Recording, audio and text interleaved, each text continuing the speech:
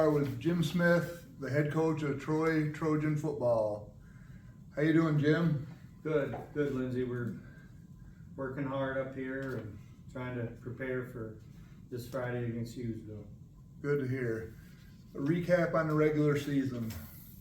Well, the regular season was a good season for us. It was very interesting. We won all 10 games, which hasn't really been done since 1988, I think it was, and to boot even employed the mercy rule in every game, which has never happened. That's just crazy.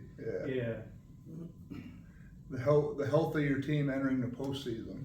Well, we've like everybody else, like every small school, we've had some injuries along the way to some key guys. One of the kids was my son Clayton. We lost in week 2. We're just getting him back.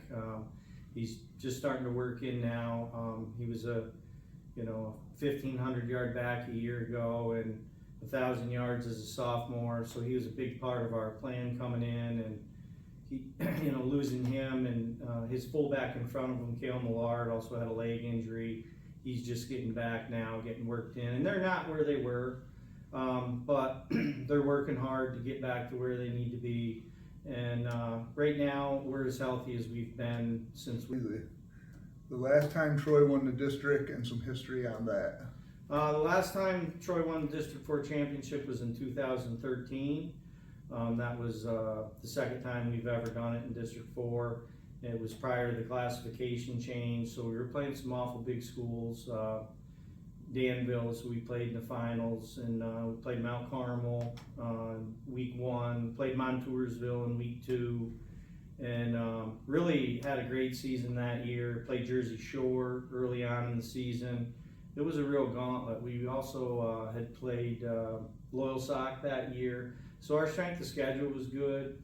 We had a good team. We weren't undefeated, but we peaked at the right time. Had a great group of kids, and they're still hanging on our wall in the weight room, and it reminds every team now what you got to do to get in this game, and that it is possible.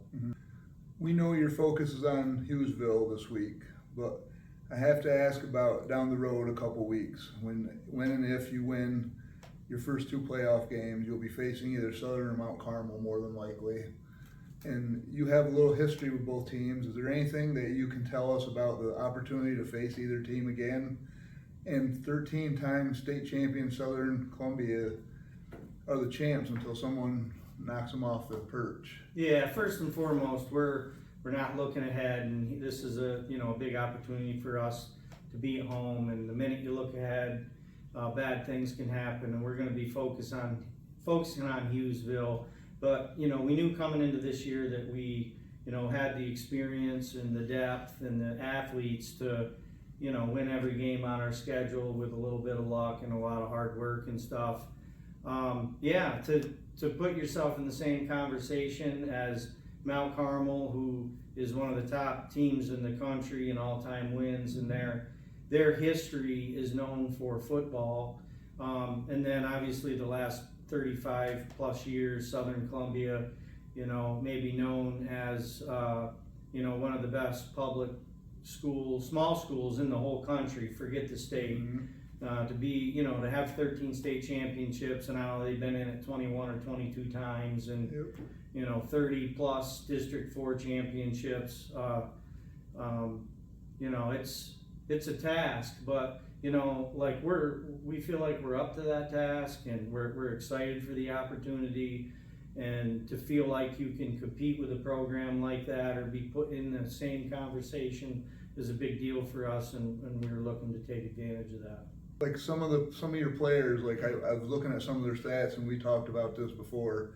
They're not real gaudy, but your guys, you mercy ruled everybody in the first half almost all year. So the starters get 4 or 5 series and then they get pulled out. So the stats can be overlooked on a team like you guys. Yeah, and I try to, we try to talk to the kids about that. This isn't about keeping up with the Joneses but we need to be efficient, and we have done. Our quarterback has been super efficient.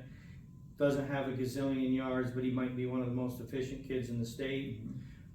He might not make the list because he doesn't have enough, completions, but he's got a lot of completions, a lot of touchdowns. He runs our offense. We're using, 8 or 10 different running backs. We have a few 1,000-yard rushing and nobody with over 400 or 500 yards individually. We're trying to, diversify and kind of dole out, split things up and keep everybody interested.